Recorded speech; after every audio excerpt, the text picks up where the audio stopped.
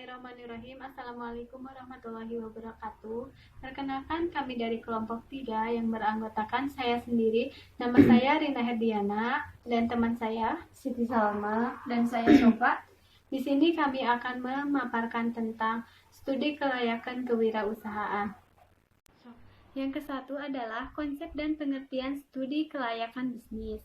Studi kelayakan bisnis sangat diperlukan untuk banyak kalangan, khususnya terutama bagi para investor yang selalu pemarkasa atau investor yang mempelopori.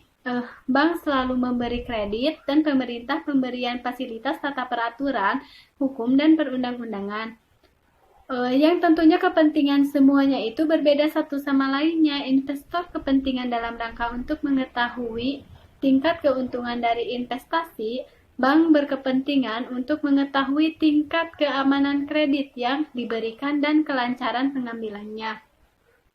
Pemerintah lebih menitikberatkan manfaat investasi tersebut secara makro, baik bagi perekonomian, pemerataan, kesempatan kerja, dan lain.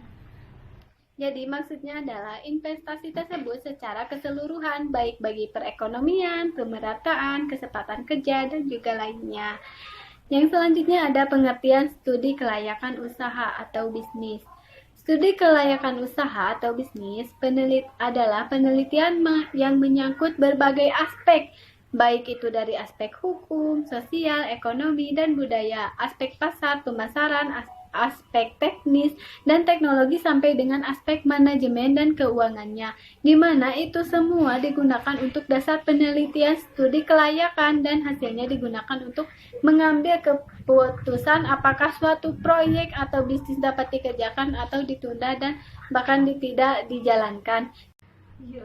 Jadi maksudnya adalah pengertian studi kelayakan usaha itu penelitian yang menyangkut berbagai aspek, baik dari aspek-aspek yang tadi sudah dipaparkan, di mana aspek tersebut itu digunakan untuk dasar penelitian studi kelayakan, dan nanti juga hasilnya akan digunakan untuk mengambil keputusan apakah suatu proyek atau bisnis dapat dikerjakan atau ditunda dan bahkan ditiadakan. Begitu. Oke, selanjutnya ada aspek-aspek studi kelayakan bisnis. 1. Aspek hukum. Aspek hukum meliputi izin lokasi, akte pendirian perusahaan dari notaris setempat, NPWP, atau nomor pokok wajib pajak, surat tanda daftar perusahaan, surat izin tempat usaha dari Pemda setempat, surat tanda rekanan dari Pemda setempat, atau SIUP setempat, surat izin perdagangan. Yang kedua ada aspek sosial, ekonomi, dan budaya. Dari sisi budaya, apa dampak keberadaan bisnis kita terhadap kehidupan masyarakat, kebiasaan adat setempat, dan lain-lain. Jadi maksudnya kita harus tahu keberadaan bisnis kita terhadap masyarakat itu cocok atau tidak dengan kebiasaan adat setempat dan lain-lain. Ada juga dari sudut ekonomi, seperti seberapa besar tingkat pendapatan per kapita penduduk, apakah proyek dapat mengubah atau tidak. Jadi maksudnya kita harus bisa menyesuaikan pendapatan masyarakat, apakah bisa merubah atau tidak.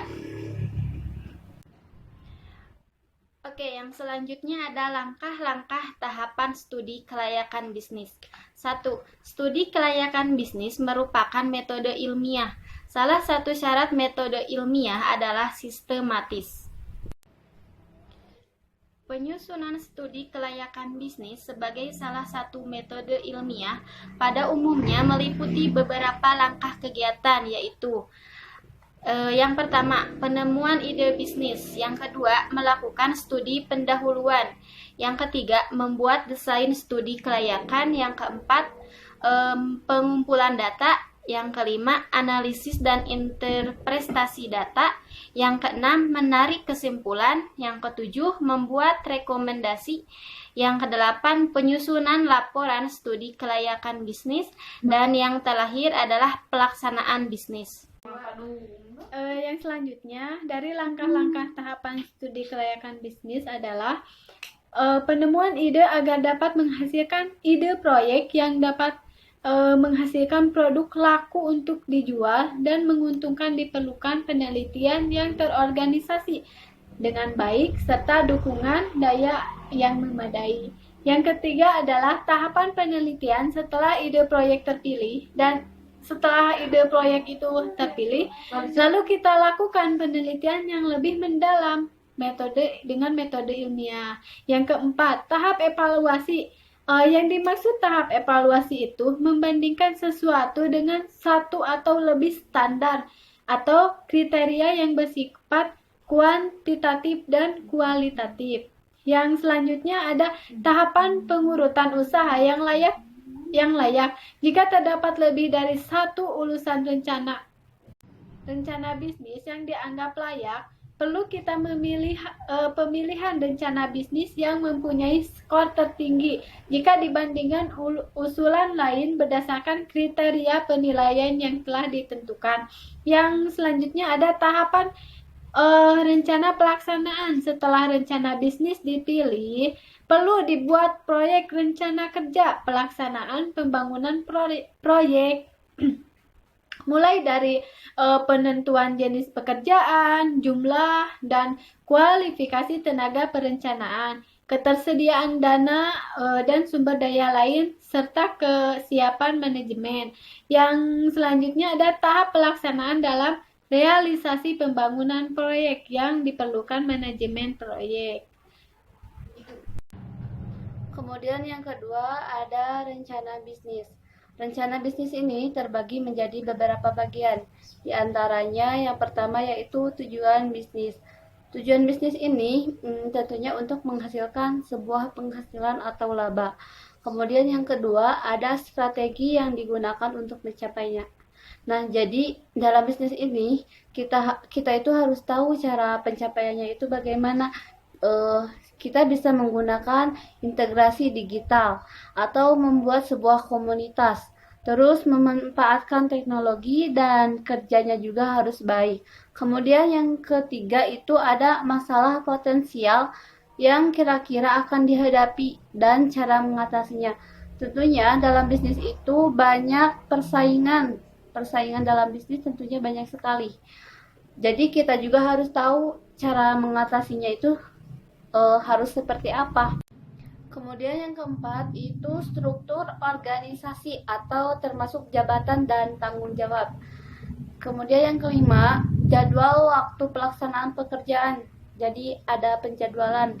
Yang keenam, model yang diperlukan untuk membiayai perusahaan dan bagaimana mempertahankannya untuk mencapai break even point. Jadi kalau kita ingin membangun suatu perusahaan, tentunya kita harus mempersiapkan modal atau biaya dari awal.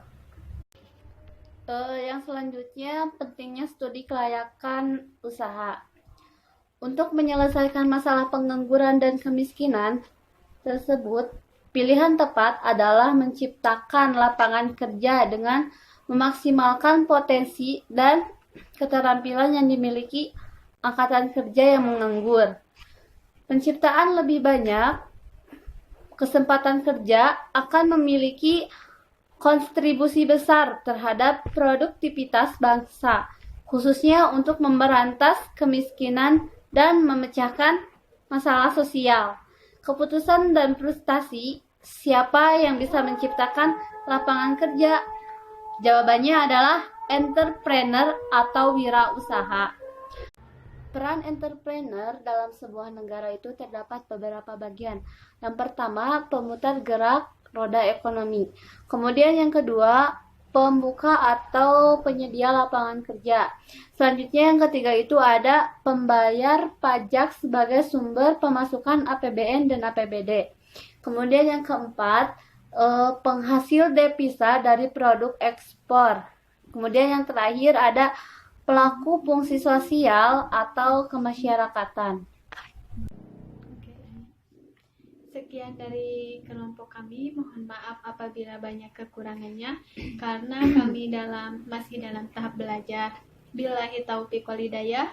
Wassalamualaikum warahmatullahi wabarakatuh.